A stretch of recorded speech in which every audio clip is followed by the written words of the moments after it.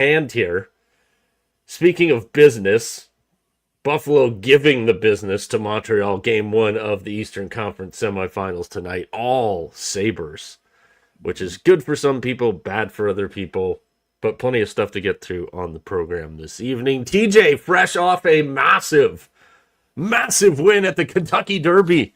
How are you feeling on this fine Wednesday? I was feeling fine until I got double ditched by those bozos last night. Yeah, well, I mean, to each his own. If we end up in Birmingham, we can right the wrong, I guess. I just hope that when I see her, when we get down to Alabama, that he's wearing pants. That's all I care about. Just please wear pants. So does most of the actual state of Alabama, so don't feel bad about that one. Speaking of a guy who might not have made last night's show regardless of what happened on Friday, you're not wearing a helmet. Are you out of concussion protocol over there, Vegas Mac? Gosh, I seriously, I don't even know what to say. I was so nervous all day waiting for this time because I'm like I was trying to find a seatbelt or something to help me. But I think I'm good. I think I'm good. No dogs in the room right now. Just the funky chicken, and we're good. And get you a freaking padded chair and put you in a padded room to do the show next time. It was scary. We thought we lost you. Is that a Nico Iamaleava polo? Yeah, what do you got going on over there? What's with the white concussed. and gold stuff going on? What are you wearing this evening? It's a What are you wearing? UCLA basketball t-shirt. Oh, you got it from the Boss Baby. Oh, God, now we lost him again already. Oh, boy. Boss Baby. Boss You know what? Just for F's sake, I'm just going to leave the black screen up there. Uh-oh. He's changing. He's going to put on his Allen Iverson jersey. He actually did. I don't know if you caught it last week on Friday before his fatal accident, near fatal accident. He actually he had a split Sixers jersey on the wall behind him. Yeah, I saw that. I mean, does His that iPod's concussed? So Vegas Mac will join us here in that whenever he so pleases. We got you, Mac. We got you. I just want to point out that I got this shirt from the Toronto Maple Leafs fan club. So I decided in honor of them winning the lottery, I would wear it today. And it's in St. Pat's colors because that's the last time that team was ever relevant. Hey, you're back. You know, I don't get a phone call all day long. Ever get a phone call. Never. Nobody calls me. My mom doesn't call me. My wife doesn't call me. Nobody calls me. Sounds like a personal problem. Sorry. Just airing out my...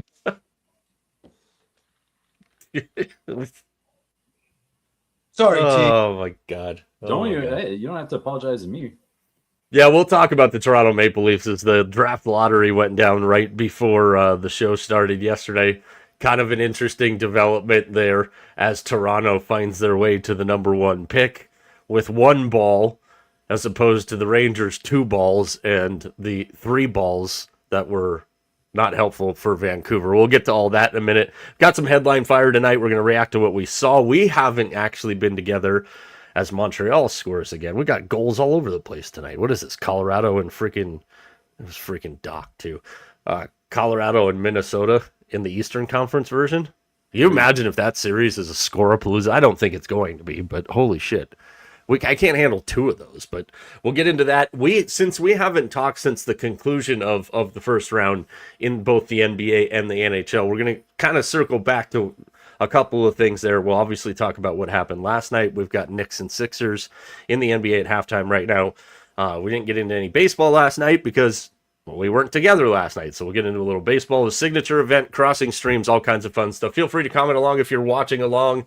If If you got a question and we change topics, we'll make sure we get to them. Follow us on all of our social channels at Mike Arana Show, everywhere, but where and why in the middle. That'd be everywhere but Snapchat, and that's because we're not 12 and Snapchat sucks. I am 12. Sign up for a newsletter, MikeAranaShow.com/links. Comes out every Tuesday. Yes, you can make fun of me. I do have Jesper Wallstedt as a value play to win the Conn Smythe. Obviously, there's some work to do to get out of the second round for them. It was a good price. That's why I took it. I didn't say bet the house on it. I also took the Sixers, and I said in there specifically, despite what happens in game one, I like the Sixers over the long haul in the series. Tonight, Philly's doing it without Joel Embiid, who's got various injuries because his last name is Embiid. But let's get into some headline fire. You know, Carolina and Philadelphia. Well, it's been an interesting start to the series. I know it's been one that's been fun for Vegas, Mac, because the Hurricanes are up 2-0. But it was kind of interesting towards the end of game one. It's a little bit of scrappy play, which we'd expect from the young Flyers under their head coach Rick Tocchet, and Carolina's not going to put up with any of that nonsense. And as much as every time we turn to Dave Jackson for his officiating analysis, I tend to just know it's going to go opposite of what he says. He brought up a good point in game one. And he said that their officiating crew in game one, it was their responsibility and their duty to their fellow referees to make sure that they set the tone for how the series went. And we see it all the time in the playoffs. Rotating crews, rotating crews, rotating crews. Guys, my question to you is how much better could we make the playoffs if we had the same crews, and I'm talking both NBA and NHL, if we had the same crews assigned for an entire series? Let's start Mac and then go TJ on this one. They do that for baseball, right? I mean, they keep the same like in the World Series, and so it kind of makes sense. It when you really think about it, it's why don't they do that? I mean, you become familiar with it. I guess that's probably why they don't want to do it. They don't want them to become familiar. But I mean, that's the whole point. You kind of know the flow of the series. You kind of know what's going on. You know, I guess they don't want not that referees would do this or whatnot, but to have a bad opinion about somebody. You know, something happened in one game and somebody says something and they kind of hold a grudge. I guess that's what I was looking for. I mean, I don't think they would do that, but it makes sense. And when I saw that, I was thinking, why don't they do that? I mean, that's the whole point. You want some continuity in the series. I'm just not. The more I think about it, I'm not quite sure why they haven't done that in the past. Well, I think it's exactly that. You don't want them to officiate every game because then not only do they get used to it, but the players get used to it as well. And so this way, with constantly rotating crews, you have to adapt. I mean, the rules are the rules, but let's be perfectly clear.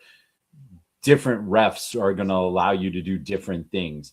And you have a referee like Wes McCauley, who seems to always be in control of the game and can sometimes it gets a little more physical, but it's quick. He's very good at reining in the play when it needs to be reined in. And some officials just aren't like that. Some officials let the teams play, or they call very strict, hard games. And so the players need to adjust to that as well. It's just like a player trying to adjust to a different referee or different umpire strike zone. No, I agree with you 100%. I got a couple of things to get across here. Speaking of bets, how'd you botch that one, Mackenzie? Oof. 3K? I wanted to have some fun, and I had an extra $1 to bet. And so I went on Sunday and I was just like, I'm going to try to bet the money line on every single baseball game and see what happens. And it didn't go so well. I mean, I got half of them, but it was just fun. I was just having a little bit of fun with $1. So you weren't close to winning 3,000. Not really. Okay. I had to clarify that. Also, I just so you know, our boy Shy checked in last night. We appreciate him. Shy, you got to send me a DM. I got to talk to you, bro. But he is on a pitch count. He's on limited minutes tonight. We're keeping an eye on him. Mac's safety as the old man on the show is always of high precedence for us. Speaking of the old man on the show, what do you got for us tonight, Mac? Oh, let's see. Where can we go? Where should we go? I'm going to go with this one because it's kind of fresh in my mind. I saw this article about college football, and they were talking college sports in general, and they were saying that there are going to be rosters that are going to be upwards of $50 million this year in both football and basketball. My question is this: how are teams? Let's be honest. We know that there are certain schools, a Texas, an Alabama, and so on and so forth, that can afford because of boosters. But are we pricing out? And T, we talked about this. Are we pricing out schools with the NIL? You 100% are. It's the haves and the have-nots. It's a minor league system, if you will. I mean, the coach for Nevada straight up said it. He said, "Come here and play for a year and get a bigger paycheck in Oregon." Like, what kind of message does that send to not only players? What kind of message does that send to your alumni who have supported the program through hell and high water for many, many decades? I mean, it's a complete slap in the face to people like that. And then so what does that mean? Well, just go, well, we could be competitive in basketball. It doesn't cost as much. No, it's a farce. There needs to be some sort of regulation. And you know what? How come all these players get all the benefits of being employees, but don't have to go through any of the responsibilities? This is horse crap as far as I'm concerned. I'm not surprised by it, nor am I going to complain about it. I think, again, in Mac, we talked about this a couple of years ago when he brought it up, but I think Chip Kelly's plan for how to fix college football was the best one I've heard. And you have 4 power conference teams, or 4 power conferences, if you will, and you load that conference up essentially as your, quote, Division I, and it is the schools that can bring a $50 million roster to the table, and that's how you decide your playoffs. It's kind of like how most states do it for high school. For the most part, is it's done by enrollment numbers. And then your Division II are your schools that, they can't get over that. So they have a cap, and they have a cap here. The problem with it is none of it's regulated to the point where, and like you said when you phrased the question, like, some of these rosters could be upwards of, well, we're never going to know because none of it's regulated. You don't know how much X player makes. You don't know how much each school is spending because they have no verbiage in there for that. Like Fernando Mendoza, I had no idea about this till I saw it just the other day. Mark Cuban basically was the one that said, "I will pay to get this quarterback here." And Mark Cuban brought Fernando Mendoza to Indiana. And I think that's cool. It's great for Fernando. Good for a school like Indiana. Obviously, we saw what it did, but I think that's how you separate it, is you take the schools that that can put the money on the table, and then the ones that can't get over that mark, you're like, okay, cool. You've got a $15 million, $20 million cap. This is all you're allowed to do. You stay in, quote, Division II. More money, more games. You think they would want to do that, but I mean, I'm not shocked. I think there's probably a couple of schools that have spent more than that on their rosters already, to believe it or not. I do too, but like I said, and T, I think like Nevada or somebody like that's a perfect example. I mean, there are certain teams, and we talked about this when we talked about the playoff system last year. That they want to expand. Well, why do you want to expand? You're expanding to nothing really, because we said going into the season there's probably just a handful of teams that can win a championship, and I think with this, I think you're shortening the amount of teams that can win it even more. I think it's a joke. I think this whole thing is a joke. It's a complete joke. And you know what? I'd almost forgotten about it, and then you had to bring it up, and now it's going to ruin my summer. But he's coming off of a concussion. Like, he would have known that. I mean, it's not going to ruin my summer. I just can't with this right now. I just can't. It's too. We went from $100 handshakes, which everybody was just kind of like, yeah, we know what's happening, but okay.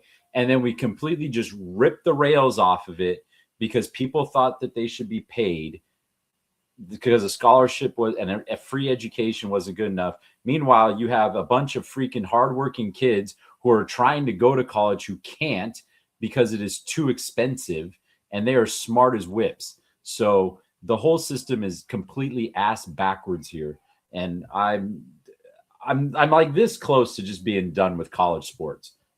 Just this. I'm not laughing at you. Ball stuck between shot clock and backboard. Andre Drummond takes the mop handle to go try and unwedge it. He unsuccessfully does it twice. Karl Anthony Towns comes over and goes, "Give me that." One time knocks it off, and of course it's in New York, so the crowd went freaking crazy as the Knicks down 1 right now to the Sixers with 7:37 left in the third. T, you're up. Fire away. Well, I bet you that Brendan Sorsby has something to say about the $50 million rosters. I'll tell you that much. He'd like to probably try and turn into a $100 million roster, but does he have a Japanese interpreter? Does anybody know? I have no idea. Speaking of your boy Fernie Menz, so rookie camp was this past weekend, and a big deal was made about good old Fernie Menz taking all but a few snaps under center in Coach Kubiak's offseason rookie camp program. In college, he took all his snaps from the pistol. How critical is this for his development? I think it's fine. I think in the Kubiak system, he's going to be under center just as much as he's going to be in the gun. And Kubiak, again, we've talked about this a bunch of times.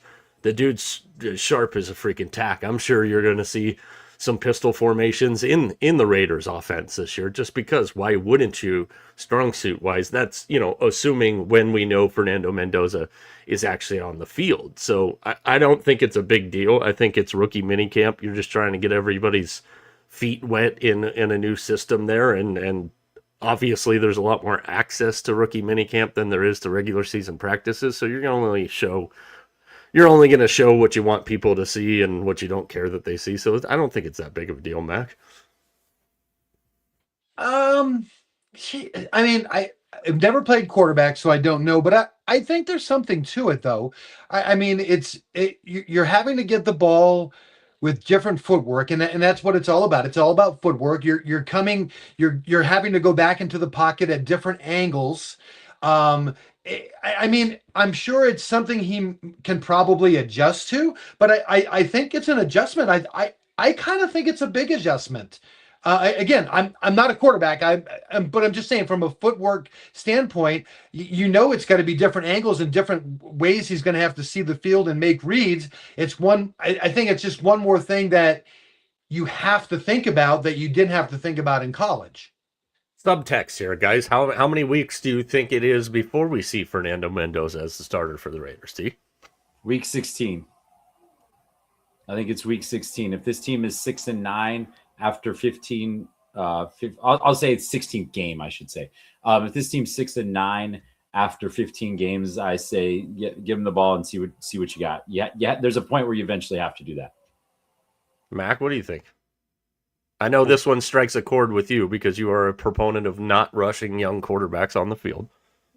I really do, but I mean, my thing is if you're gonna have a quarterback like that, I mean, if you're gonna take him number one, he's the best of the best of the best. I think he has to be in there before the first half of the season's over.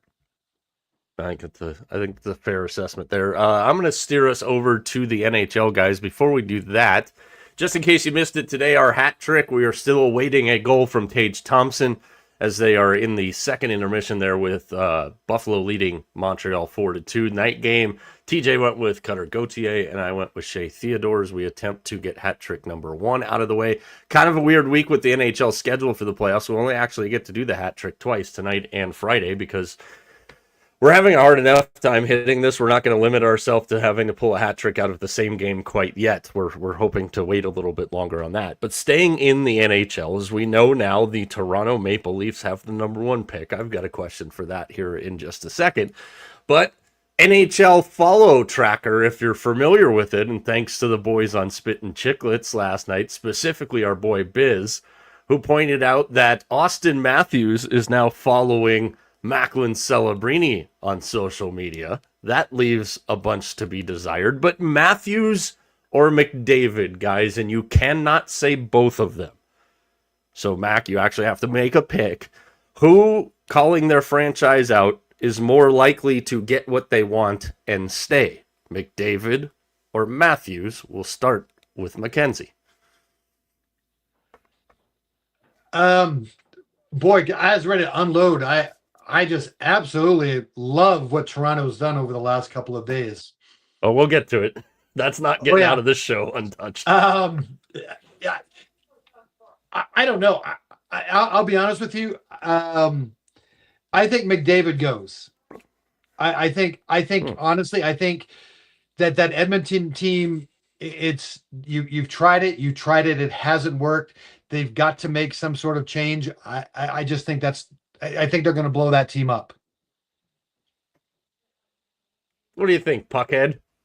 Well, I think the general is going to get more of what he wants than Austin Matthews. The Leafs just have so many holes right now. They have so much work to do that Matthews, depending on what the Leafs decide to do with this pick, Matthews may have just hit the lottery and won a get out of TO free card with this. Mhm. McDavid's the one, and you saw it in his post series presser when he said, we're an average team with high expectations. What do you expect to happen? He's pissed.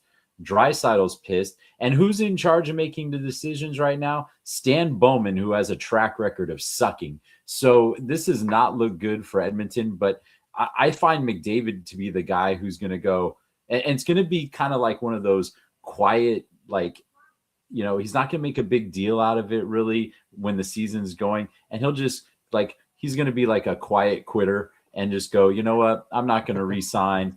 I'm going to go hit the market. And then he's just going to be gone. And the 97-29 era will be over without anything to show for it. They have 2 years.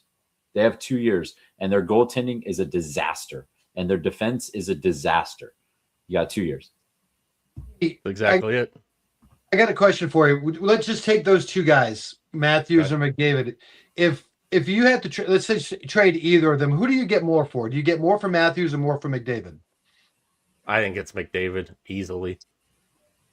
I think so too. I think I honestly think Matthews is more damaged goods right now. I don't think his health is as good as McDavid's. We know that McDavid played through a broken foot in the playoffs, but I mean, he would fetch, like, on a scale from 1 to Gretzky, he would probably get close to a Gretzky haul. And see, that was kind of my thinking why I think it would be easier to trade him than it would be Matthews. Karl Anthony Towns is the most unserious human in the world, by the way. Just complete side note there. What a freaking dork. Who's more unserious? Karl Anthony Towns or the Edmonton Oilers? Or the Pittsburgh Pirates? Or Stan Bowman? Or Perry Manasian? There's a lot of names we could throw there. Mac, fire away. What do you got next? I was going to say, speaking of Pittsburgh Pirates, that call that I got at the beginning of the show was my son going tonight. He's going to watch Paul Skeens. He's very excited. So, all right. That's right. Skeens in Arizona to take on the Snakes tonight. Yeah. So let's go from one disgruntled employee to another disgruntled employee, and I pose the J question to you guys. It's a couple, so kind of stay with me. Jeez, boys. I did nothing of the sort. Go ahead, Mac. All right, so how does this play out?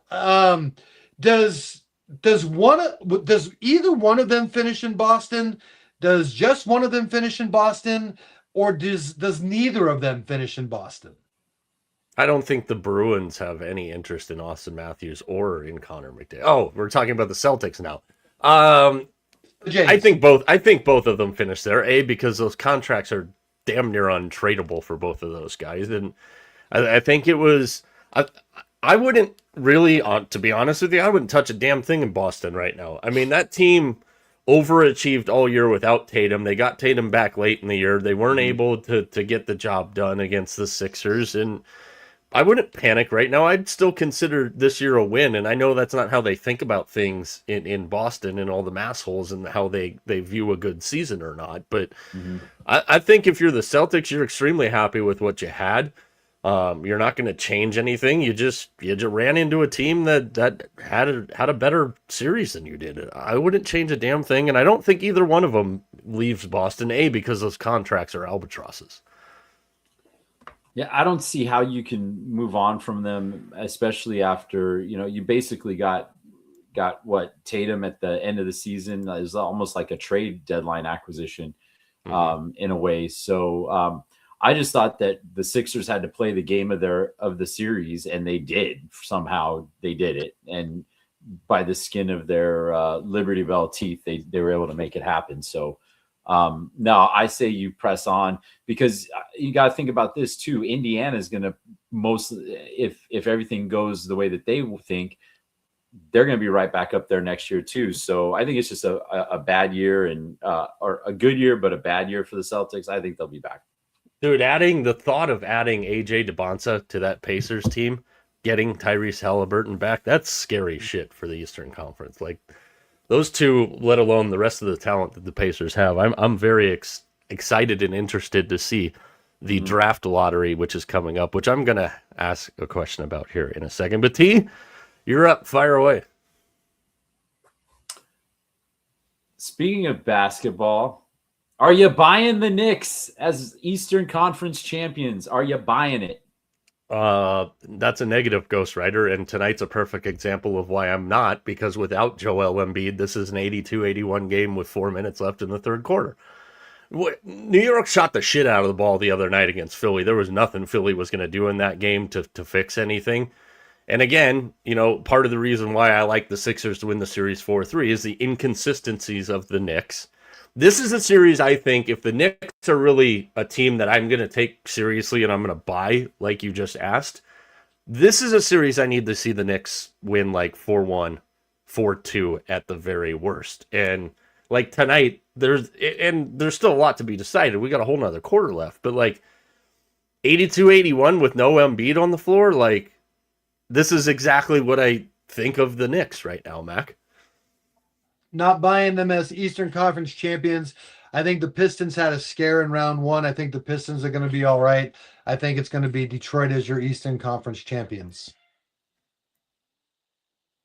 Detroit and the Lakers in the finals. What a fight. Oh, good Lord. Chauncey Billups would like to call. No shit, man. Speaking of drafts and lotteries, as you might or might not know now, we mentioned it kind of off the top, the Toronto Maple Leafs. Austin Matthews says basically fix this roster in 4 months or else. The NHL says, how about Gavin McKenna? Or Ivar Stenberg, or however else the Maple Leafs could screw that up. But they end up with the number 1 pick. The San Jose Sharks yet again end up with a top 2 pick, which is an interesting spot for the Sharks, and that's something maybe we'll get to later. What does Mike Greer do? Because you can't possibly have another stud forward or winger on that team, or can you? But the NBA draft lottery is coming up, and it made me think last night because the reactions were exactly what you thought they'd be. Toronto has won more draft lotteries in the last 10 years than they have won playoff series. All the jokes, everything came out last night. So here's the odds for the NBA draft lottery, which, if I remember correctly, is within the next couple of days. Of that list up there, fellas, what would the equivalent Toronto Raptors situation be in the NBA draft lottery? Because everybody after the Maple Leafs, after the Maple Leafs got number 1 pick, they're like, yeah, because of course they did. What would make you say, yeah, of course they did on this NBA draft lottery? Which team would make you go, that's kind of convenient? Mac, you're Mr. Conspiracy Theory. I'll let you start. It's very easy. All of a sudden, if that number 12 ball seems to find its way up there, that might be a little bit of a head scratcher, wouldn't you think? Do you imagine that? That would be... Jesus. Jesus. I know I'm old and stuff, but do you remember before the lottery and everything when they actually, just went off a record and stuff? Remember that year that it was the year that the Celtics and the Sixers, I think it was, had the first two, like, well, the Celtics and Lakers, they went to the finals and they had the Mhm. first two picks in the Mhm. draft, Mhm. like Yep. because of trade. Like, I mean that, but to me, I mean, I would think OKC. I mean, obviously, if that one, I think the other one that would kind of scratch my head because I still think they're a favorite in the NBA would be the Bulls. That'd be interesting. That's a good point. And the funny thing with this draft, as we know, like the depth of the first round of this draft. I mean, there's 6 or 7 guys you can get in the first round of this draft that look like they would be franchise changing type players. What do you think, though, T? Which would sound off the conspiracy alarm to you? I mean, the easy pick is the Warriors, but a lot of people forget that team's kind of in its twilight years right now. So if they got the first pick, then you're really planning your life post Steph and post Draymond, more or less. The dark horse for hate there is the Miami Heat, and just because of the kind of success that they're not that far removed from a finals appearance. So and they've been the play-in team of the past, well, however long the play-in tournament's been around. So but I could see Welcome to them the Miami Heat play-in tournament. but I could see them getting a little bit of heat. I could see them getting a little bit of hate. The one for me would be Utah because of the blatant tanking that we saw all year. Ryan Smith and being outspoken about it, them getting fined for it. Everybody talking about how Utah's never won the lottery. It'd be like, oh, isn't that friggin' convenient? Which would make Utah, I think, a pretty dangerous team in the West because their front court is ginormous if they can keep all those guys healthy. Utah could very quickly go from a bottom of the league team to a holy shit, this is a damn good basketball team. Yeah, and All right, how super convenient would that be, considering all the other actions that have taken place in the Delta Center the past 2 years? That's what I'm saying, man. See, you're picking up what I'm putting down. Mac, fire away. I forget every once in a while because all the weird things that he did, but Kurt Schilling's a pretty smart guy. He really is. I mean, his time on ESPN, he was a pretty good commentator. And Kurt Schilling came out with a comment the other day, and I think it was quite interesting. And I just want to kind of get your reaction to it. He said, first off, WBC, never would I allow a pitcher in my organization to do it. Zero upside. But as a player, I would have killed to do it. Second, max effort pitching. The hunt for velocity is destroying the pitcher. And then he had a couple of other things. He was basically talking about Tariq Skubal because he being Schilling also had the surgery for getting the loose bodies out there, and he mapped out what Skubal should actually do because he's coming up for free agency again. Listen, a lot of bad things about Kurt Schilling, but he does know baseball about that. Again, we continue to see it. These guys who played in the WBC are having absolute just dumbass seasons. They are not getting it done. Now that we're about a month or so in, thoughts on the WBC, and then his second comment about velocity. Do you think it's killing pitching? My first comment would be I wish Kurt Schilling could have a surgery to close his mouth permanently because anytime that jackass opens his mouth, it makes me want to vomit. Second of all, I think there is something to it. I think the way, and again, it's placement on the calendar, but where do you really place it if you're not going to do it? Like at the time you're doing it, it's not convenient no matter where you place it. And I think there is something to be said about the chasing velocity and the amount of pitching injuries and loose body injuries and stuff like that we've seen over the last couple of years. So I think there is something to it, but I don't really know. I don't really think this is something that has a solution though either, T. I think something that's hurting the WBC, like this tournament could be very, very, like, you could compact this tournament into less than 2 weeks if you just had it in one damn place.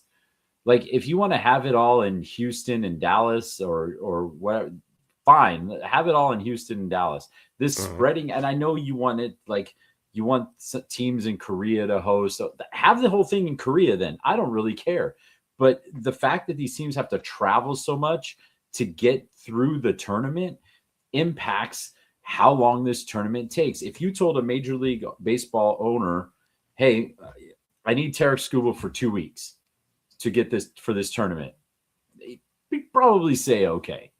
But I mean, holy smokes, this thing took nearly a month. That's ridiculous. Because how many games did you get out of it? 5, 6, maybe? Yeah. I mean, it's not very time sensitive. No, it's not, and I think that's a big deal here. Let's go one more from T, and then I'll finish this up. Mac, are the Tampa Bay Rays for real? Yeah, absolutely. This is, the trop is back. I think that was it.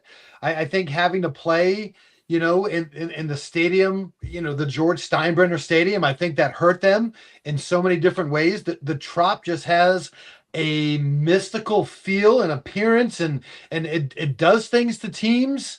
You got the overhanging fruit that's up there that the balls can hit off of. You got just storms that you can hear. Listen, this Tampa Bay team loves playing in the Dome. Nobody loves going there. And hey, listen, besides all that, the one thing that Tampa Bay loves to do is they always have good young pitching. Again, they just seem to throw those bodies out there. Every year they come up with good young hitters.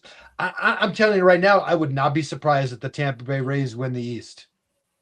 I don't think I would either, and I'm glad you brought this up because it gives me a chance, since I just got confirmation on this.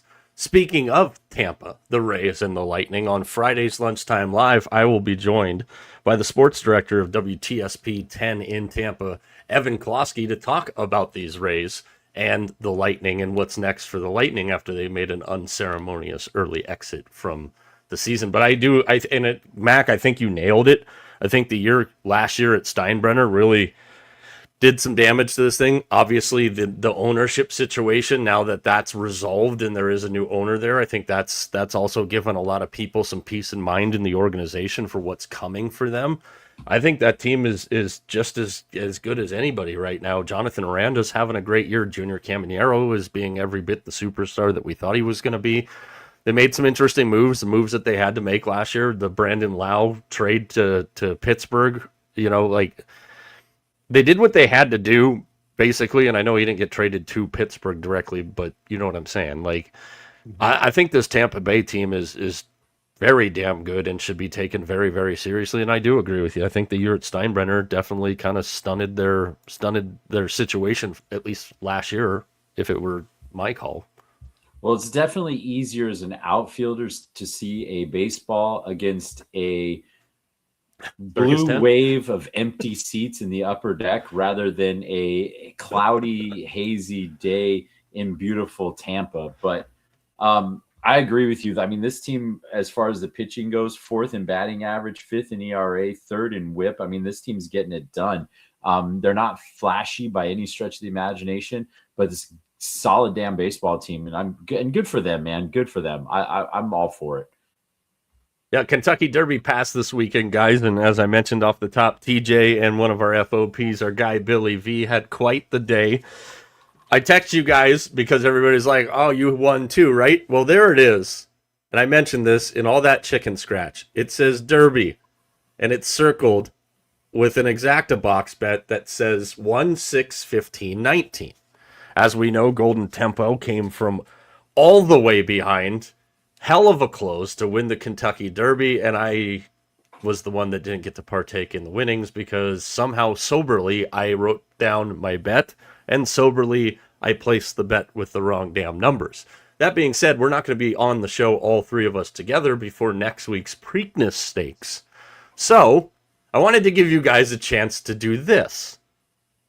You get to name 2 racehorses, and I'm even going to let you number them. You have your own stable of horses. You can number them, but you cannot go over the number of 14. As we know, the field for the Preakness is way shorter than it is for the Kentucky Derby, and Golden Tempo will not be running in the Preakness. So number your horse 1 to 14 and name 2 horses, and I will actually bet the numbers of these horses completely blind for the Preakness next week as our show picks. So I will start with TJ on this one. So I have to give the horse a name? You have to name your horse and assign it a number 1 to 14. Good freaking Lord. I'm so confused. So You name a horse and give it a number. Gotcha. Not very confusing. my first horse would be number 9. And his name would be what would his name be? This is great TV. It would be called wrote a name down. It would be called 3-2 beer because 3-2 beer. Because 3 to the second power is 9. Oh, that's one of those horse names that actually has some meaning. All right, I'm going to make Mac go first, so you got a second to think of your second one. All right. I'm going to give the horse number 0. I said 1 to 14, jackass. A 1, because that's how I feel about horses. And I'm just going to be very blunt. And I'm going to call this horse Scary as Shit, because that's. Here it comes, Scary as Shit, around the corner. Holy crap. Oh, freaking Mackenzie. All right, G, give me your second one and a number. My second horse is going to be number 12. And it's going to be called Hung Low.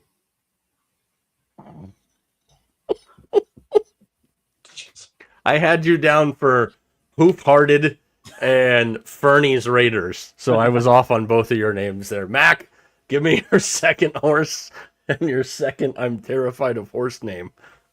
Number 6. That's my horse, number 6. I don't know why, just because I don't like the number 6. And I'm going to name this horse after the number of times I would actually ride it, and that would be when hell freezes over.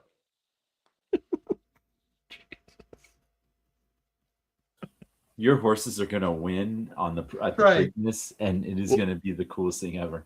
And he'll have some of the mass hole in it too. It'll be when hell freezes over, OVAH. That's how he'll spell it. And it'll be blue and red for Red Sox colors, which means it'll be the most disappointing thing you see on a racetrack. Let's get into some of the hockey stuff. I didn't hear a damn thing you just said. I said it would be Scary as Shit. That would be the Red Sox horse. Let's get into some hockey stuff. 4-2 Sabres lead the Canadiens. 10:58 left in the third period there. So still 4-2. Still awaiting a goal from Tage Thompson. But we've seen quite a bit here. We've seen some standout performances to get some of these teams to where they're at in their particular series. So I wanted to ask you guys, if you had to name an MVP of the Stanley Cup playoffs so far, who's the guy that you think's made the biggest difference for his team? I'm going to start with the Knights and Carter Hart. I think the relationship between him and John Tortorella and their trust in each other, you can really see it coming through in the way that Hart is playing. He knows he's the guy there. He knows Torts has his back. And I don't think that Vegas would be in this position without him. We've talked about Vegas kind of all year. They got William Karlsson back the other night and getting guys back and just being healthy all year. Carter Hart has really, really played his ass off down the stretch. So he'd be my MVP of the postseason if it was up to me right now. T, who do you got? I got Quinn Hughes of the Minnesota Wild. He's got 11 points so far. I know they're down 0-2 right now against Colorado. They have a ways to go. But that series, literally, he took control of that series and almost single-handedly won that series for Minnesota. He has been outstanding. Everything that Minnesota, you look at the price that they paid to acquire him, the picks, the players like William and Rossi aren't just a couple of throw-ins. They were both high picks. So This team paid a tremendous cost to get Quinn Hughes, and he's been nothing short of sensational. And I'm looking forward to seeing when they get back to Minnesota. I think he's in for a couple of really big games. Yeah, and obviously they definitely need it. And again, that's a good point on that trade too, because Marco Rossi was a guy that was everything that they needed him to be. I was a little shocked to see Rossi go in the trade, but I mean, if you're going to get a guy like Quinn Hughes, we say it and we're going to see it in the NBA offseason. To get something, you've got to give something, and who knows? We could see that a couple times in the NHL offseason as well. Maybe the Toronto Maple Leafs end up with picks number 1 and 2 in the draft. Big trade with the Sharks. You never know what's going to happen. So yeah, I think that's an excellent point. Mac, who's your postseason MVP on the ice to this point? This is a person who did not have a really good regular season. Kind of almost overlooked through most of the regular season. But I'm going to go into the matrix. And that's Mr. Anderson from the Carolina Hurricanes. Freddie Anderson. Yeah, I know. But listen, he's played great. He's been absolutely good. I mean, he like I said, he didn't have the best regular season. Bussy had a really good regular season, kind of out of nowhere. Bussy got most of the playing time. They kind of had a 3-headed monster at goalie for a while before some of the injuries. But then all of a sudden, towards the end of the year and now into the playoffs, Anderson has been absolutely just standing on his head, literally, and he's been the rock that the Carolina Hurricanes have needed in goal. That's been one of their big question marks, and he's answered the bell so far this year or this postseason. Yeah, I think he absolutely has. He's been playing fantastic. Let's go biggest takeaway from the first round, guys. I think for me, I knew that we were likely looking at a sweep in the Colorado Kings series. I knew we had a pretty good chance to see a sweep in the Ottawa Carolina series, but of all the remaining series, I kind of figured we had a couple of those that were going to push us to a game 7, and the fact that we only got one game 7 out of that whole first round, it kind of tells a couple of different stories to me. But I think that was my biggest takeaway, was expecting to see a couple of game 7s, a day full of game 7s, and we only got the one. What do you think, T? I thought it was the play of Jakub Dobiš for Montreal. He, all those games were, 1-goal games, and he basically outplayed Andrei Vasilevsky in the series and stole the series for Montreal. He was outstanding. And you're going against a guy who's won the cup multiple times. He's a Vezina winner. He's one of the best goaltenders of the last 10 years, and he just outplayed him. And here's the best part is he's probably not even the best goaltender in their system for Montreal. They got guys coming who may be better. So, that was the biggest thing that I saw out of this whole last 2 weeks. Yeah, and that's one of the things I'm going to ask Evan Klosky when he joins me on Friday, specifically about the Tampa situation, because now we're looking at a team that can't get their way out of the first round, and you've seen some of the comments after that series and losing to Montreal, like, you could tell Vasilevsky's done and over the whole hockey gods weren't on our side thing and everything else. And I'm interested to see what happens there. So I've definitely got some questions for him in reference to the Lightning on Friday. Mac, takeaway from the first round that kind of stood out to you. I think the biggest thing for me is that home ice was not so nice. It's great to play at home and whatnot, but having home ice wasn't so much of an advantage in a lot of the series. We saw a lot of home teams lose a lot of games at home. To me, that's a little shocking. Yeah, I definitely think so. And like, the Minnesota Dallas series, I think was a really good example of that one. Like, and we talked about it with Buffalo. Like, Buffalo looked more comfortable in the opening round when they were in Boston, not necessarily when they were in Buffalo. So it'll be interesting to see how it kind of plays itself out. Again, so far right now, there's about 6:30 left in Buffalo as the Sabres are up 4-2 as that game nearing an end.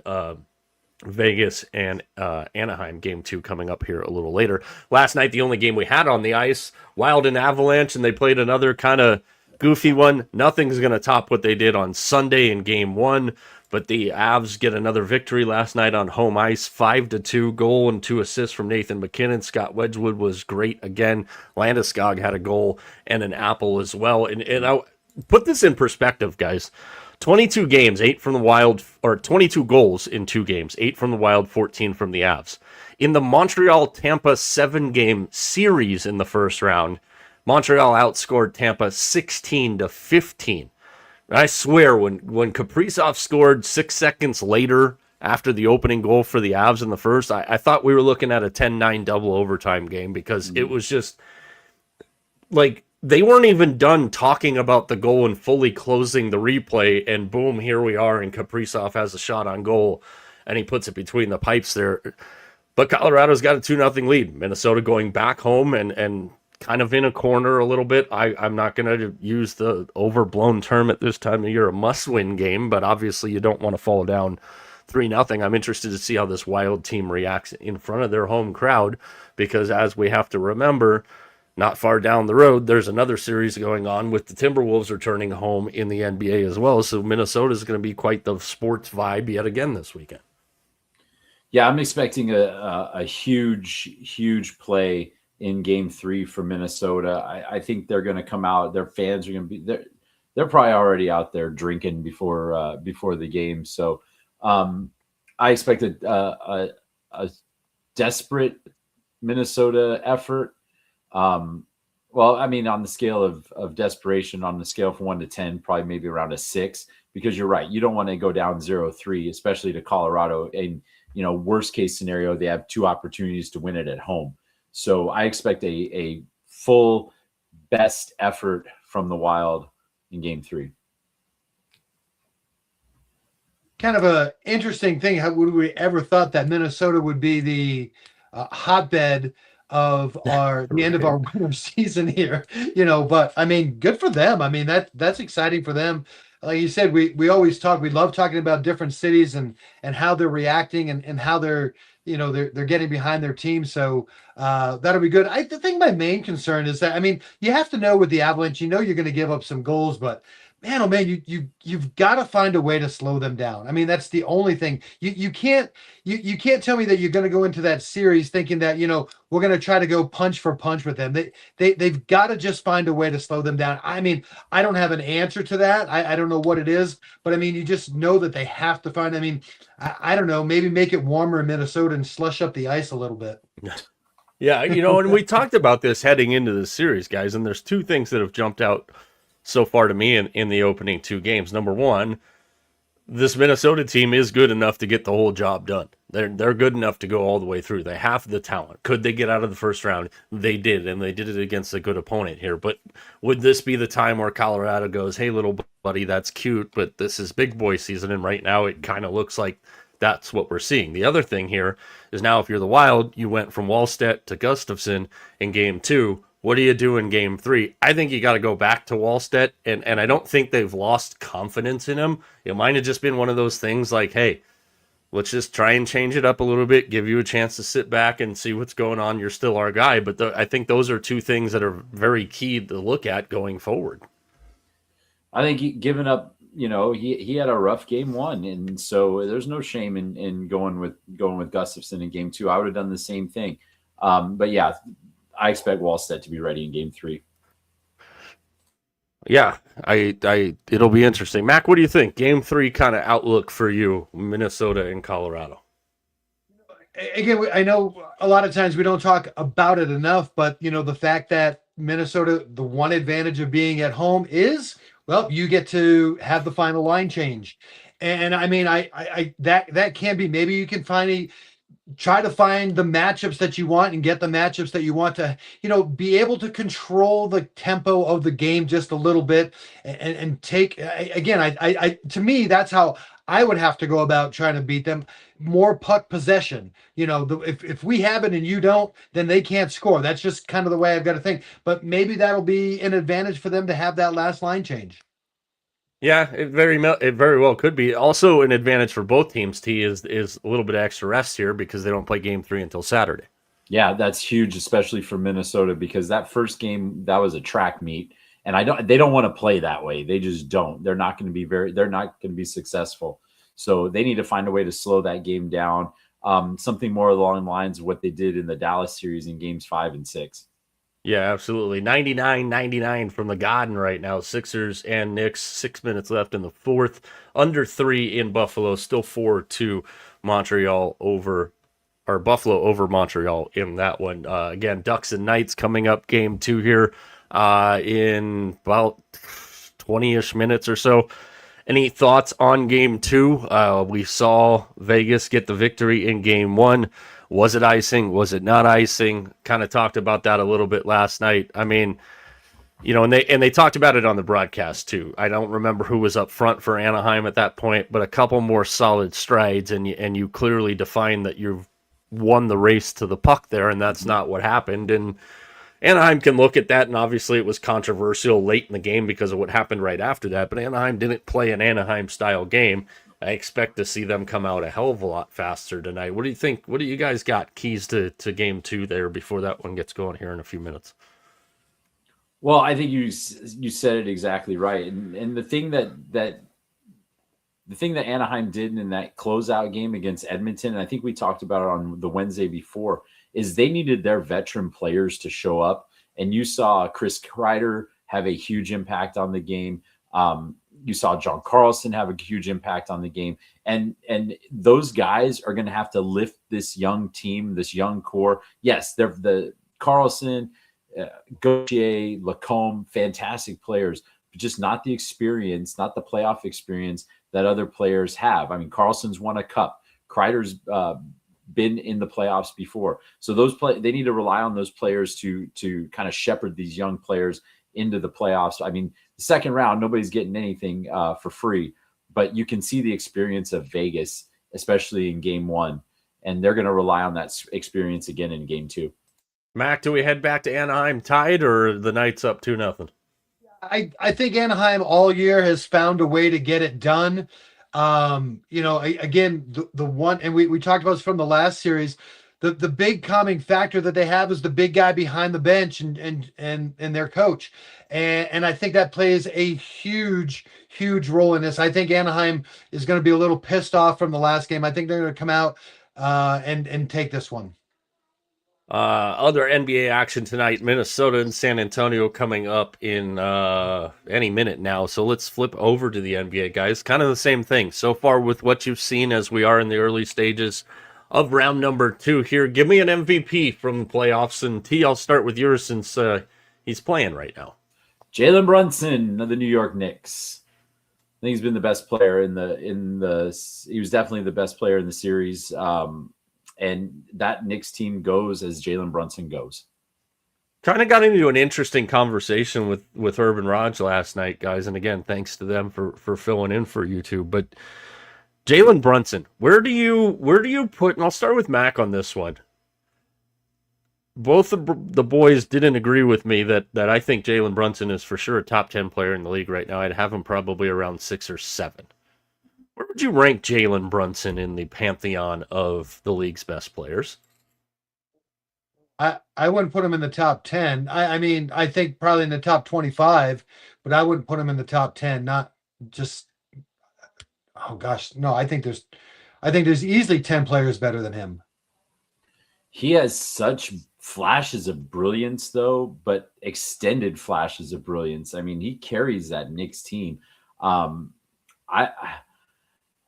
I can't help but think about if they hadn't traded Randall, because I honestly think Karl Anthony Towns has been a disappointment for the Knicks. And so, and Randall's just gritty as all hell. So, good for the Wolves, but I think you got to put him at least in the top 20.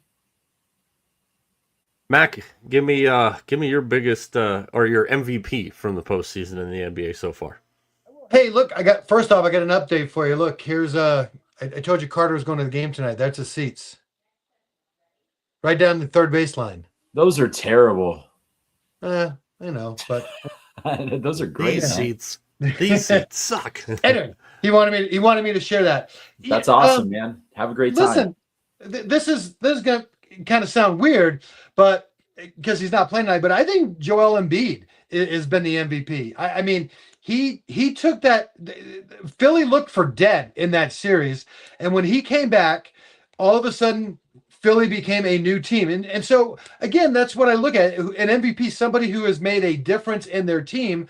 Let's be honest, the the 76ers were a different team when Embiid was out there against the Celtics. He made an absolute difference.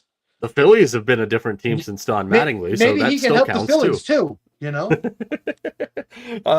For me, Tobias Harris. And I don't know if it's sound in mind and logic to hope that he's going to be your second best player for the rest of the postseason if you're the Pistons, but you don't have a choice because Trajan Langdon sat there with his thumb up his ass and didn't help you get the things that you needed.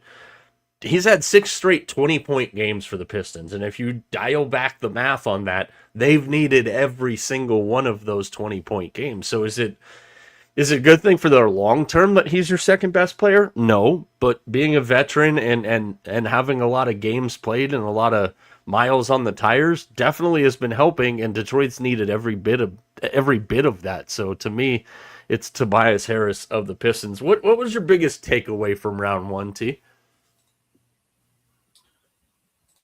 Well, my biggest takeaway is that the East is just absolutely wide open, just wide open.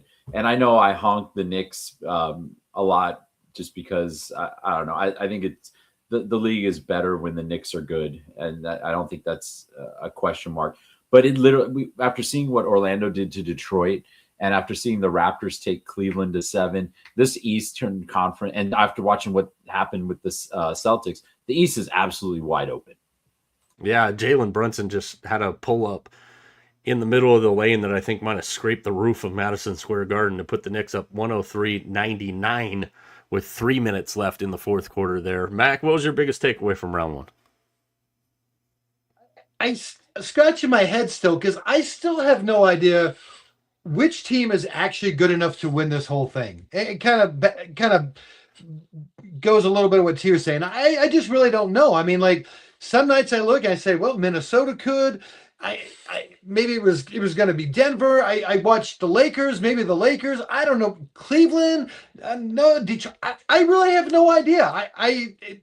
To me, it feels like it's almost like a lottery going on. Like they put the balls in there. Like, here's the team that's going to win tonight. Boom, boom, boom. Like, I don't know. It's so weird. How did that sound go? Boom, boom. I have it on good authority. If you keep doing that, Mama thinks you're going to fall again. So you're on a pitch count tonight. I'm not going to lie to you. I fully expected him to show up tonight with a freaking helmet on, or within like the first minute, toss a helmet on. Oh, that would have been absolutely amazing. Absolutely amazing. It is gone final from Belo. 4-2 Sabres get the win in game number 1 to take a 1-0 lead on Montreal in that one. Yet again, the hat trick has gone to die. Thanks a lot, Mac. That's what I'm here for. For me, it gave me more of a question, my biggest takeaway from round 1. And it was, I literally wrote down, what kind of dog does Minnesota really have in them? Because to do what they did to knock off Denver without Ayo Dosunmu and without Anthony Edwards and without Dante DiVincenzo, it was something that I was utterly impressed with. Jaden McDaniels was fantastic. And then you see him go into San Antonio to start that series against a young, inexperienced team like the Spurs that we've talked about. And Herb brought this up last night, guys. Stefan Castle being in foul trouble, only playing 28 minutes in game 1 for the Spurs, was a killer for them because he's become a superstar. And it's like Minnesota doesn't even have a fully healthy Anthony Edwards. They didn't have Ayo Dosunmu again. Obviously, they're not going to have Dante DiVincenzo. And I'm like, this team's got the it, man. I don't know if they're going to be an easy out for anybody. So for me, it was kind of Minnesota was my biggest takeaway. Last night, Cleveland and Detroit, we talked about it. Tobias Harris has been fantastic for the Pistons. Every time they've needed him to be big, he has. They get a 111-101 victory last night. James Harden, 22, 8, and 7 for the Cavs, who fall into an 0-1 series hole to start. Jalen Duren, he ended up getting to 12 points last night on 4 of 11 shooting. or 11 points last night with 12 rebounds on 4 of 11 shooting. But again, it was another game he was virtually a non-factor for the Pistons for most of the night. Dennis Jenkins has also played very well off the bench for the Pistons. He added 12. It was kind of an interesting game. Detroit had a big lead. Cleveland was able to kind of scratch into it a little bit, but I do kind of agree with you, and I'm going to start with you, Mac. Like, maybe that Orlando series was the wake-up call that this Pistons team needed. I think so. I mean, I in a lot of ways, Detroit kind of coasted to through a good part of the season. To be honest, I mean, they get out to a pretty good start. They never were really challenged as far as that number one seed in the East. And maybe they kind of said, hey, listen, we had success last year. This is going to be pretty easy. I think anytime especially you go through these shipping, I think you're always going to have one series that's going to make you kind of check yourself and kind of say, okay, what team are we? And maybe they got that check in that first series, and now they go, okay, listen, we really do got to come to play. But I think the Pistons are going to be all right. Yeah, I agree with you, Mac. I think the Pistons are going to be just fine. I doubt that so that embarrassing second half by the Magic that pretty much clinched the series for the Pistons. So bad, dude. I don't think you're going to see that in this Cavaliers matchup. But I think what that did was it woke them up. It woke the Pistons up, and they know they had to play better. So I expect a full effort from this team here on out. Yeah, I think that was the worst thing that could have happened to anybody running into the Pistons was Orlando actually giving them the games that they gave them, because it might have just been the wake up call they needed. Last night in Oklahoma City, 108-90, the Thunder knock off the Lakers. The Lakers did their best impression of Orlando in the second half, only notching 37 points in the second half of that one. Chet Holmgren, 24, 12, and 3 last night. Lakers led by LeBron with 27 and 6. They did get Austin Reeves back. Was basically a non-factor. You can tell he hasn't played ball in a little while.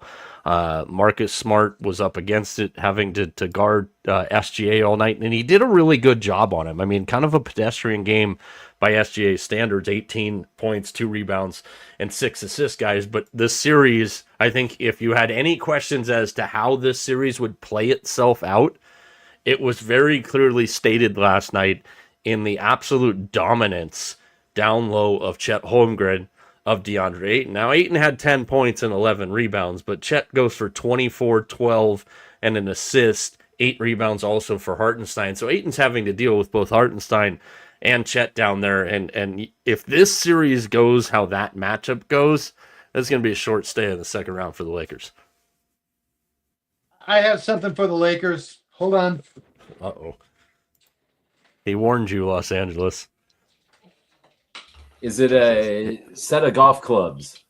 Here you go. A couple of fishing poles for the LA Lakers, because in a couple of games, that's all they're going to need. Go get some fish, because their season's going to be over. You're going to hurt yourself. Stop. Fraud alert. Los Angeles Lakers in aisle 1.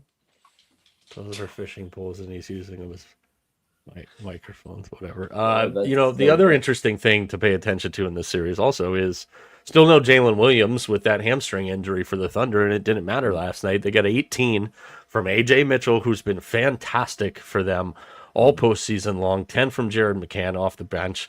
Alex Caruso, 5 points, 2 rebounds, 2 assists. But again, you can never tell how Caruso plays by looking at a box score, because it's all the other little things that he did.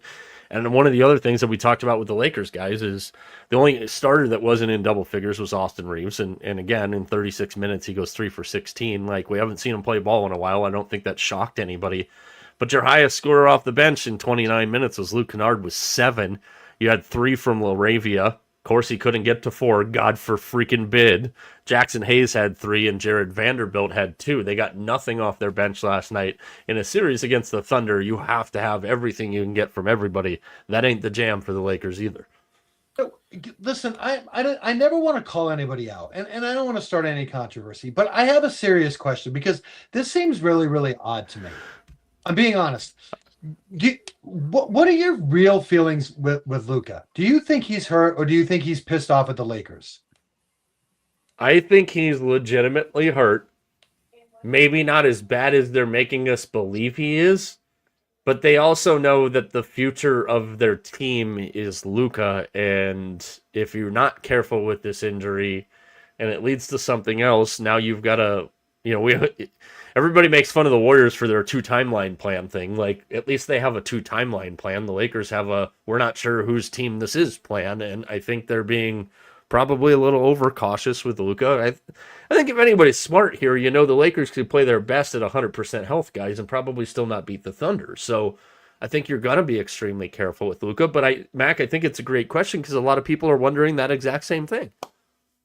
I'm not calling him out. He always seems like a pretty tough guy, but it's just something. Something seems a little fishy to me. Jesus. Can you put that on the desk so you don't fall over? Actually, we're gonna start every show like this. Mac, is your wife home? Okay. As long as there's an adult there to clean up the spill in aisle studio. I don't. What do you see this series going? Assuming that if we see Luka, we don't see him at least until I believe Friday night is Game 3 in Los Angeles, if I remember correctly off the top of my head. I think it's the Thunder in 3. I think that they just totally take care of business, and this is a short series. Screw it. They don't even need the fourth game. We're just Thunder in 3, baby. No, I mean... free, Thunder in 3. In all seriousness, if the Lakers are going to continue to get nothing off their bench and Luka's not going to play, Reeves needs to get his sea legs back. It's probably going to take him a game or two. But against the Thunder, you don't have time. This is not the team that you need to fall behind 2-0 to. It's not going to end well for you. And the comment is always made, well, the series doesn't start until the home team loses. You go beat the Thunder 4 out of 5 and tell me how that goes. It's not going to happen. Sorry, not with the shorthanded Lakers. No, not one bit whatsoever. A couple minutes before Spurs and Timberwolves tip off in game number 2 with the Timberwolves with a 1-0 series lead here, guys. Takeaways, keys to tonight's game based on what you saw in game 1 is Minnesota's able to go into a tough environment and get a victory with Anthony Edwards coming off the freaking bench. Well, I mean, they've got the confidence now. This Minnesota team, I think, with winning the Denver series, they're like that's just a springboard, man. And now I wouldn't be surprised if they take care of San Antonio in 6 games. This team is playing very, very well. Mac, any keys for tonight for you? To me, I think San Antonio needs a blowout. I really do. And we've seen a ton of them in this NBA playoffs.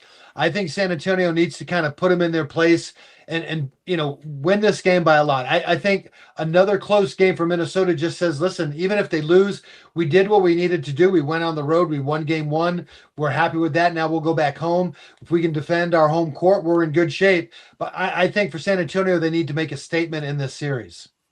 Paul George just took one of the stupidest effing shots I think I've ever seen in my life. There's like 37 seconds left. Knicks miss a shot. Philly comes down. They're down 5 with like 30-something seconds left. And he shoots a rushed, clogged with his own player and 2 defenders, just airball crap 3. And it looks like the Knicks are going to be able to come out with a 2-0 series lead. 107-102, 25 seconds left in that one. And again, Spurs and T-Wolves, I do think we see a little bit more on the blowout side. They have just tipped off in San Antonio from the Frostbank Center in that one. Let's go over to baseball here for a little bit, fellas. We're at the month-ish mark. What division right now is been the most fun for you to watch? We'll go Mac to T and then me.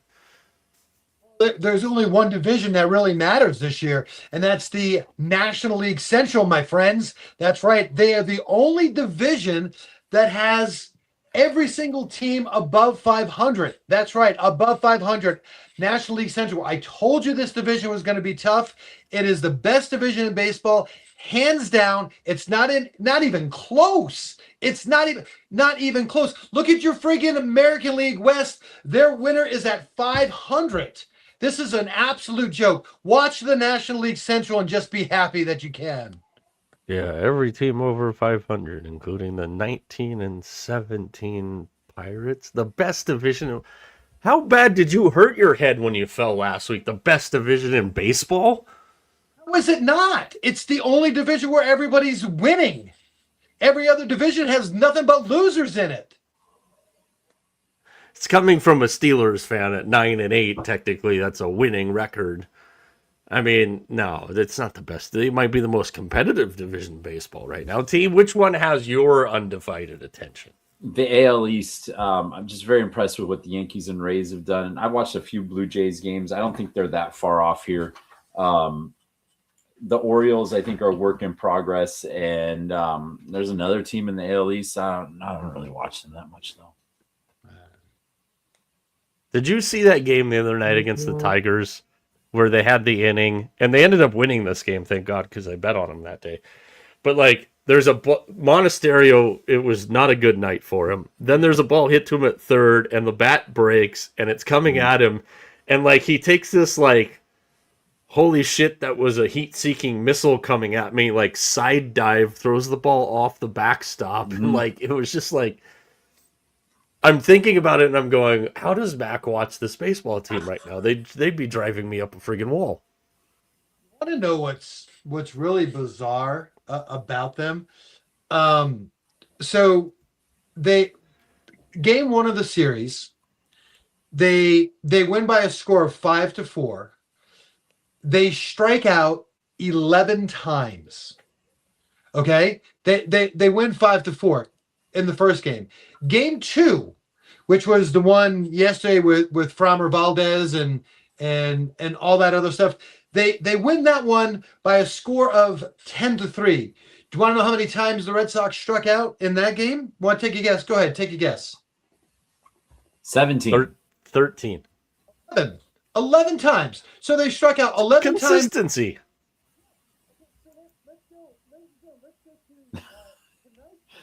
Let's go to tonight.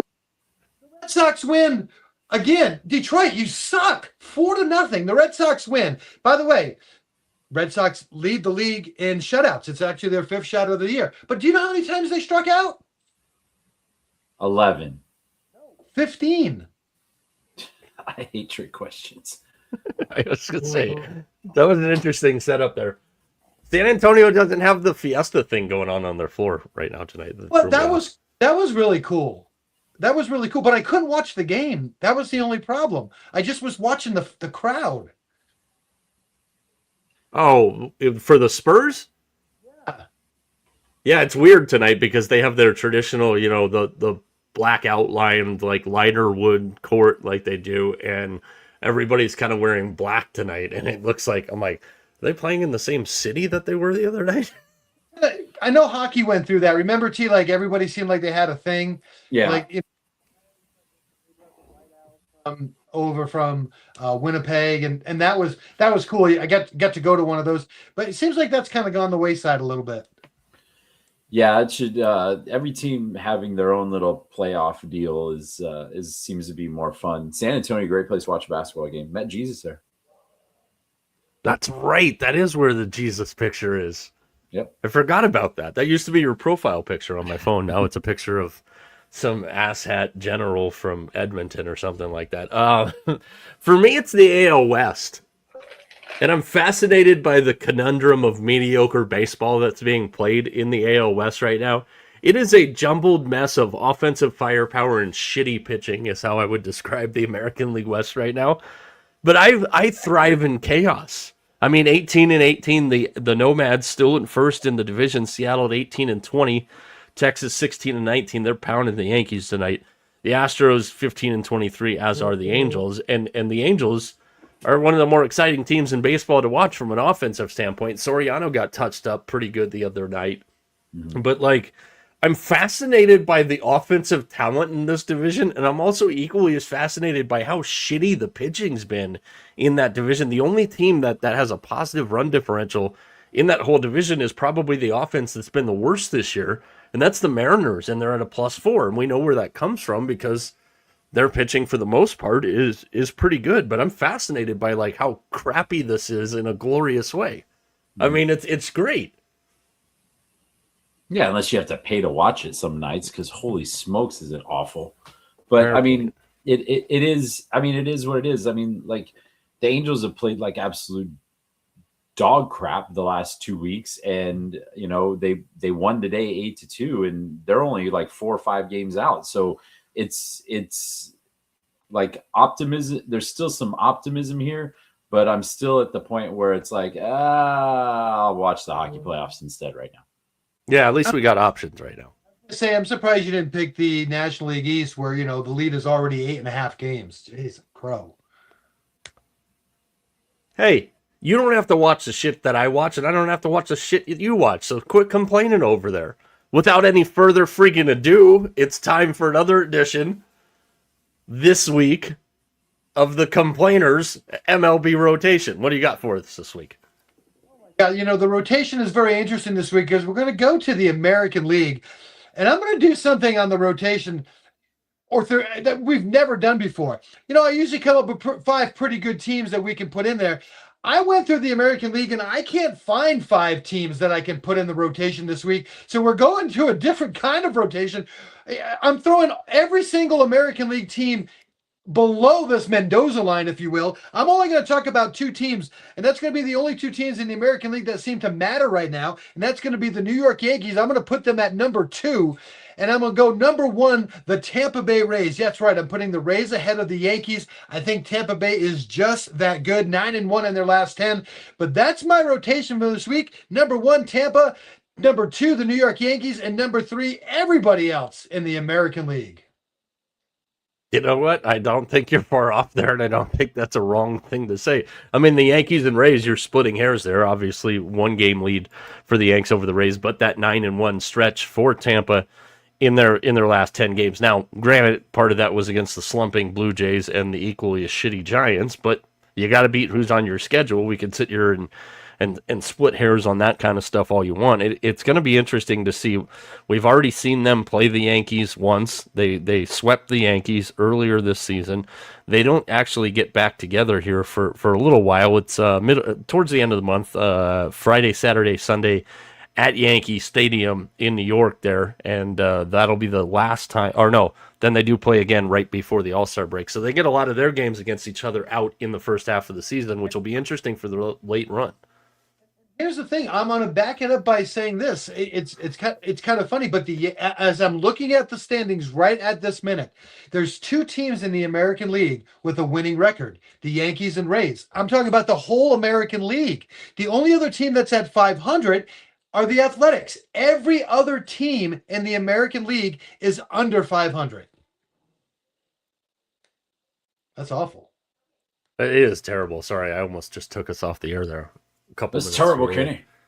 That was terrible, Kenny. 0-0, 16-22 left from Sin City in the first. That game, Anaheim and Vegas just underway. NBA 13-11, San Antonio up in the first quarter there. The Knicks did get the victory, 108-102. We've got some interesting games, interesting matchups coming up this weekend, guys. What's on your radar? Which gets your attention, despite the playoffs going on in hockey and in hoops? If there is a baseball series you're going to sit down and try and catch as much as you can of this weekend, T, where are you going? Cubs Rangers. And the Cubs, I'm waiting for the Cubs to kind of like start cubbing, and so far it hasn't happened, but I'm kind of disappointed in what the Rangers have done so far. I'm waiting for them to get on track, and this would be an interesting series. This would be an opponent that the Rangers would take 2 out of 3 from, and everybody would be like, oh, the Rangers are back, and the Cubs are, well, they're the Cubs. But this has the potential to be a really good one. That series will get started in Texas on Friday night, 5 o'clock here on the West Coast time. Mac's favorite pitcher going for the Cubs, Tubada. against Kumar Rocker of the Rangers. They'll continue that series at Globe Life throughout the weekend there. And Saturday will give us a matchup of Edward Cabrera and Jack Leiter. And Sunday, they'll finish the series up with Jameson Taillon and Jacob deGrom. Mac, what series has your attention this weekend in Major League Baseball? I love this one. How about the Atlanta Braves, the red hot National League East leading Atlanta Braves going to take on the Dodgers? I mean, let's talk about it right now. If we look at this, this is basically a heavyweight bout. You've got two teams that are kind of having their way with their division. They're both playing good. I kind of joke, the more guys that get injured for Atlanta, it seems like the better off they played. Again, go back to the Walt Weiss situation. Ever since that happened, Atlanta's been, again, one of the best teams going. So I think this is a kind of a good heat check for both these teams. Yeah, absolutely. Sale and Sheehan on Friday night, Strider and Sasaki on Saturday night. Sunday, they'll finish up with Bryce Elder, who's been pitching great for the Braves, and Justin Robleski. I'm going back to a team you guys were just talking about in Tampa. Tampa's at Boston this weekend. There's always fireworks between those two. Obviously, Tampa Bay off to a red-hot start right now. Undecided Tubada against Connolly early on Friday. On Saturday, they'll move to Nick Martinez versus Tubada, and on Sunday, they will be Drew Rasmussen for Tampa Bay against Tubada. So nothing sets the weekend up like, hey, Rays and Red Sox, even though we have three undecided pitchers in that series. But every time the Rays and Red Sox play, it's never short of drama. Those teams, not a whole lot of love lost for each other. I love that it's in Boston because I like seeing them play in Boston. It seems like more of the fireworks typically start under the circus tent in Tampa, but I do like that they're matched up in Boston this weekend. Mac, are you going to be watching the Red Sox and Rays this weekend? I always will be watching the Red Sox and Rays. I might as well. I mean, listen, if you're gonna buy a ticket on the boat, the boat goes down, you still got to be on the boat. So here we go. If I'm going to buy a ticket on the boat and the boat's going to go down, I'm not going to buy a ticket on the boat. You think anybody on the Titanic would have purchased a ticket knowing it was going down? Listen, I reserve the right only because I have a lifetime membership to the boat. So, that's the way it goes. That's fair enough. I respect that. We got to go. We're not gonna make judgment against decisions you made when you were 8 years old. We're gonna make a bet with Mac right now. If the Red Sox finish in dead last, he has to go on a duck boat for the duration of a day and film the whole thing in late September in Boston. Oh, okay. I was thinking that he'd have to do a shift at a Dunkin' Donuts, and depending on what he bought, he can get an hour off the shift. We haven't done one of those on this show yet, surprisingly. I don't think any of those are a penalty, but I'll take them both. Mac's going to be like, I'm here for the Red Sox parade. Somebody in the background, the Red Sox. Oh. How many Dunkin' Donut holes do you think is worth taking an hour off your stay at a Dunkin'? How many donut holes would you have to eat in an hour to remove an hour? I don't know. That's a good question. I'll have to get back to you on that one. 20. Mac's going to Dunkin' Donuts, and he has to eat 24 maple bars. Oh, no, I couldn't do that. You know what, though? I think you're onto something, T. The snacking bacon at Dunkin' Donuts is legit. That is straight up legit. That is good stuff. So, I have not dabbled in snacking bacon. Oh. Dunkies. I'm not going to lie. I miss Dunkies. I have to think about that. I have to think of a penalty. You know what we should do? We should send him to Boston to do a day tour on a duck boat that he can't get off of until they literally close the thing, but he has to do it wearing a Yankees jersey. Ooh. Can't do that. Caleb Williams is joining for that. I'm surprised you didn't offer him a Caleb Williams jersey like experiment there to get yourself out of that, which you're not getting out of. Well, there you go. There you go. Did we settle what the punishment was, like how we were gonna do that? Since we didn't get it to you in time, what did we settle on for that? I don't remember, but whatever it is, I'll probably in for. I thought it was something about like your summer travel or your summer events. You had to wear it, wasn't it, Mac? There was like 3 or 4 events where you had to wear it wherever we went. Like if we went to an I think the microphone on your iPad said. I think the iPad on your microphone said that the Ducks are on a 5-on-3 power play. I think that's what it said. I saw that there, dude. If you don't score on a 5-on-3 in the first like 5.5 minutes of the game, the writing might be on the wall in this series here. I think this is a huge minute 37 for Anaheim. Completely agree with you. All right. Let's go into some crossing streams where TJ has a commanding lead in crossing streams. He's got a 3-2 record. Mac and I equally pulling the horse's ass treatment on this one at 1-4. If you're new to the program, welcome. Crossing streams, we try and stay in our wheelhouses for this time of the year. So I handle the NBA, obviously very poorly at 1-4. Mac goes for a baseball bet from Thursday's slate, obviously equally as poor at 1-4. And TJ has something from the ice where he is 3-2. So I will start with the leader in the clubhouse. TJ, crossing streams tomorrow. Give us a hockey play for tomorrow night. Well, this guy has been absolutely on fire in the playoffs, and I just acquired him this season in my fantasy hockey pool, and the guy who I acquired him for would like him back now, and I am definitely putting a premium on him. But it's Mac's guy, Logan Stankoven, putting some stank on a twisted wrista. Anytime goal scorer for Logan Stankoven. You pronounce Logan Spankhoven wrong if you saw last night's game. That's still one of the best pictures I've seen on the internet. So good. All right, Mac, you're in baseball for us tomorrow. What do you got from the MLB schedule to get us a crossing streams victory? I'm going. I pulled this up and I don't remember who they're playing, but I'm going with. Yeah, I know. I was trying to do it, but it doesn't matter. It does matter. Give me a second. I apologize. Are you looking at pictures of Logan getting spanked last night? Is that what's throwing you off?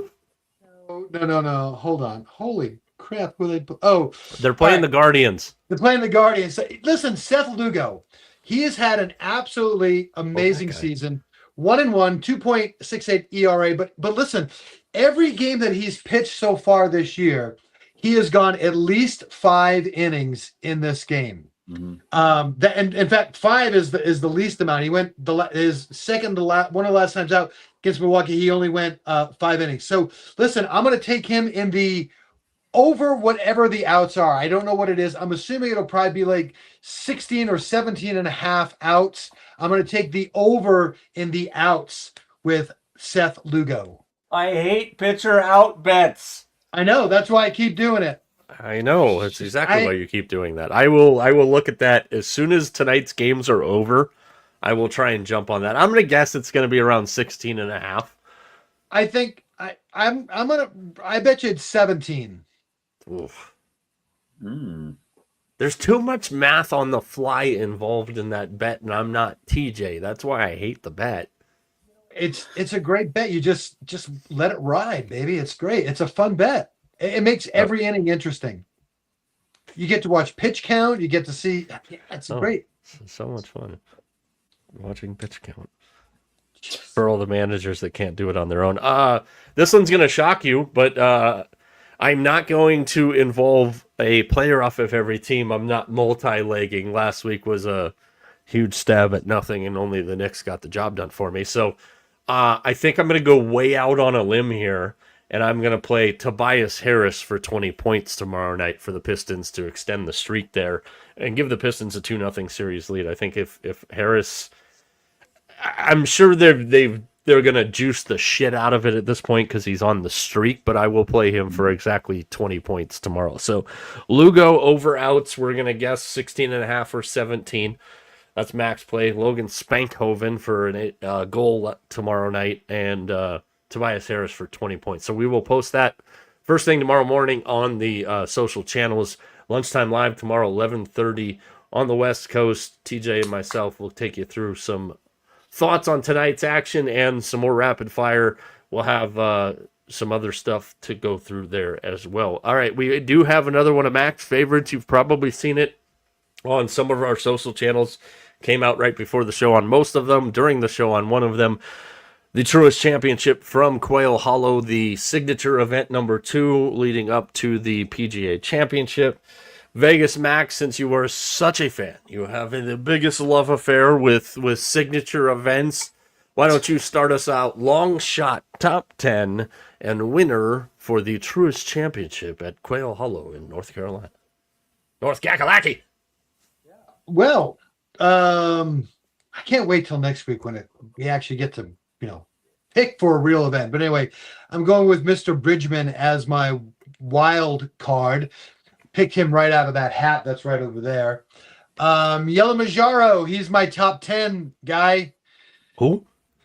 Yeah, he's and I had to find somebody good, so I went with Ricky Fowler. Ricky Fowler never has a bad week. Sudarshan Yelamajaru. Yes. From Canada. Yes. He is a plus 10,000 to win the event. TJ, Mr. Signature Event, the guy who always brings a theme to the table that brings the boys to the yard. What do you got at Quail Hollow for your golf picks this week? Well, I tried to pick players that had some sort of tie to Carolina this week. So I believe this is my long. I should have put, I didn't put. Okay, I think this guy's my long shot. It's Akshay Bhatia, who went to college at Wake Forest University, or as it's appropriately called in this neck of the woods, Sleep Forest. So he's my long shot. I've got Hideki Matsuyama, who at the 2017 PGA Championship, also held at Quail Hollow, shot a 70 and a 64 to hold the lead after the first 2 rounds. Now he's just got to put together 4 rounds at that glorious yard to win me some money. And then I've got Matthew Fitzpatrick, who in April 2023 won the RBC Heritage, which is held in South Carolina, but Carolina is in the name of the location, so we're going to allow it. I love it. I love it. Matsuyama is a plus 4,000, so 40 to 1 there. Matthew Fitzpatrick, who's been red hot, 16 to 1, and Akshay Bhatia, 65 to 1. I am going to continue to push the pedal to the metal. That's why I have the lead in this stage, and Mac is going to rue the day that he freaking picked names out of a hat because he was going to get points no matter what. I'm going with Johnson Vegas, who seemingly always shows up when we forget he's still playing golf, and this is the kind of event that I think he probably shows up for. He is a 500 to 1, just for those of you wondering right there. My top 10, Corey Connors, another guy who's had some decent success at Quail Hollow in being able to finish top 20 a couple of times. And my winner, a guy who's been second two times at Quail Hollow. I think he finally breaks the door down and gets a victory at Quail Hollow. Xander Schauffele is my winner at Quail Hollow. What are you like freaking yawning about over there? And I can't wait for next week. That's all I'm going to say.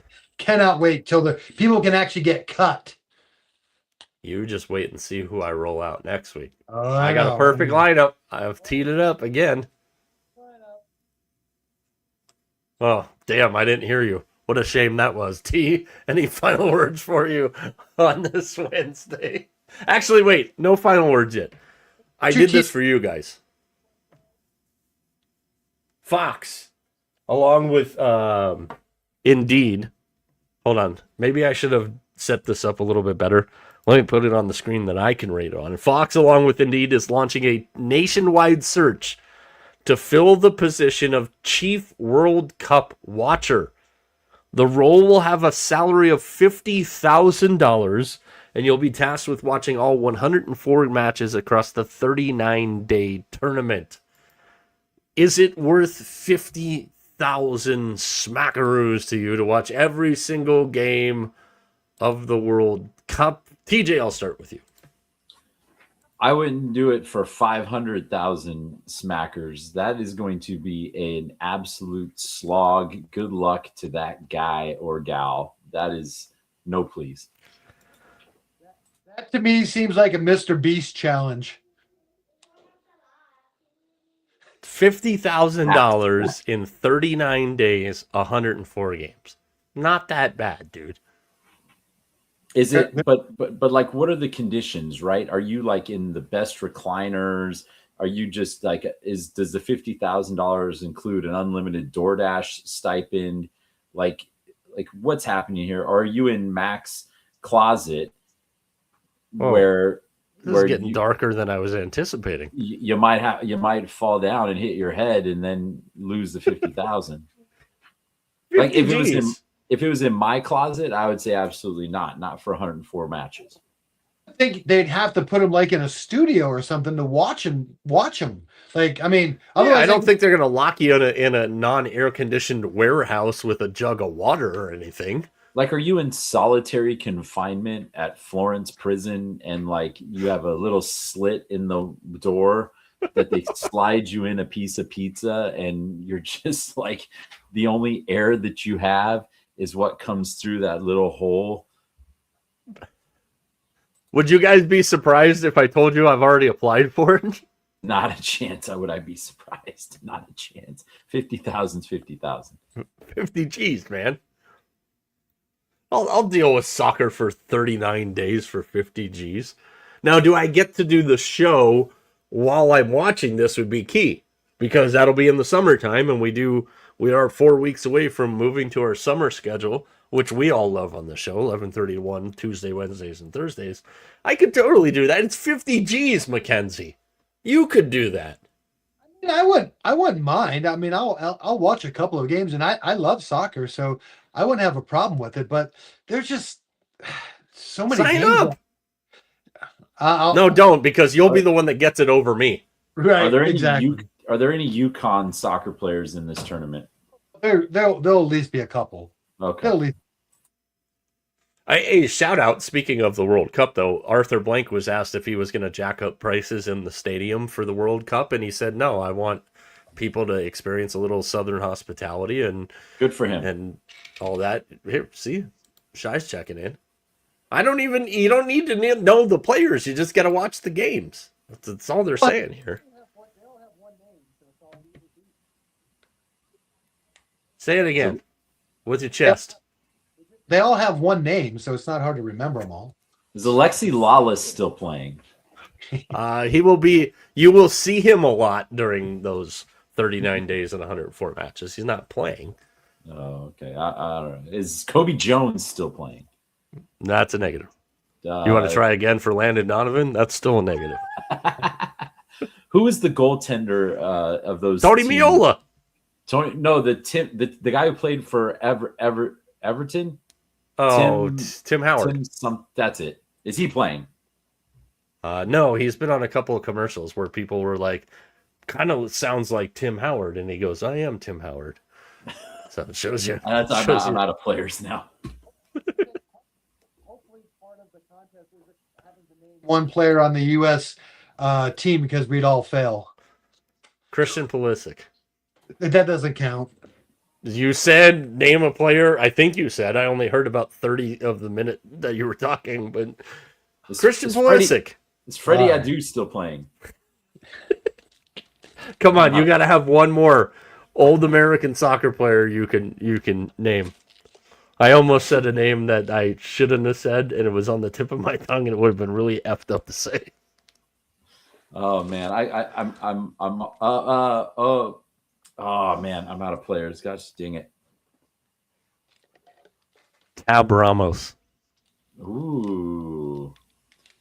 Come on, old man. You got to have an old hockey player. As I'm staring at a hockey screen, you got to have an old U.S. soccer player you remember. No, not really. I can't. None that come to mind. Carlos Valderrama.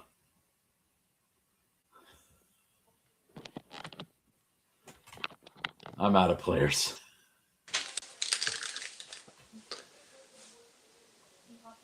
You almost made me choke to death, bro. How about Marco Echeverry? Ooh. Oh, there was another guy too. I'm trying to remember. I'm trying to go back to the San Jose Clash days. Like I can picture a guy. I don't remember if he played in like Colorado for the what were they, the Rapids or something like that. Is that is that the guy who had the one-word name? Preki. No, he played in Kansas City, if I remember right. Oh, I'm out of guys. I'm trying to do it without cheating, and now I kind of want to cheat because. Oh, did I know one? Did anybody say Clint Dempsey? Marcelo that's Balboa. a good one. Marcelo Balboa was the one I was thinking about, and Mac, that was a really good one too because nobody said Clint Dempsey. And I was trying to think of the who was one guy. He was like a forward. He was a really big dude. Oh, that guy. No, Josie Altador. Oh yeah, won the cup with Toronto FC. Oh, and you know what? I just one more because he was coaching at Vegas a couple of years ago. Eric Winalda. Oh, yeah, Eric Winalda was my boy, man. Yeah, I like back in the San Jose Clash days. That was like the only time I ever liked the MLS because it was new and kind of different. Eric Winalda was badass. All right, that's enough soccer. Any final words from you in the middle, T? I'll tell you what, if Anaheim thinks they're going to have any prayer in this series, they're going to have to do better than 0 for 8 on the power play because that ain't getting it done. No, shots 9-3 about 15 minutes into the first period. Shy's concerned about you, Mac. We'll do, Shy. No problem. Get those electrolytes up, bro. Any final words for you on your go-home show for the week, Vegas Mac? You know I do. Absolutely. Hey, don't forget this weekend. It's time to go bowling, ladies and gentlemen. That's right. Go bowling at the Glen, Watkins Glen International, Watkins Glen, New York. That's right. NASCAR. You got to love it. Go bowling. Why do I give him a chance to have any final words? Oh, wait. Look at that incredible move. He turned left, and then he had to make a right. Oh, well, hey, listen, don't forget Watkins Glen. That's one of those little courses. It's not the big oval. It's one of those lot of turns, in there. You do have to drive there. That's true. You have to drive and shift and drive, gas and brake, left and right. T, I know I'm going to talk to you in like 16 hours from now on Lunchtime Live. Do you have anything that's not left turn? Ooh, right turn related. I'm only here so I don't get fined. I hate it here. For everybody behind the scenes, for T, for Mac, we appreciate you. We'll talk to you Lunchtime Live tomorrow and Friday. Don't forget, on Friday, I'll be joined by the sports director, Evan Klosky of WTSP Channel 10 in Tampa. Talk about the Lightning and the red hot freaking Rays. Absolutely. Until tomorrow, we'll talk with you then. You know the drill by now. Safely for Vegas Mac. We're out.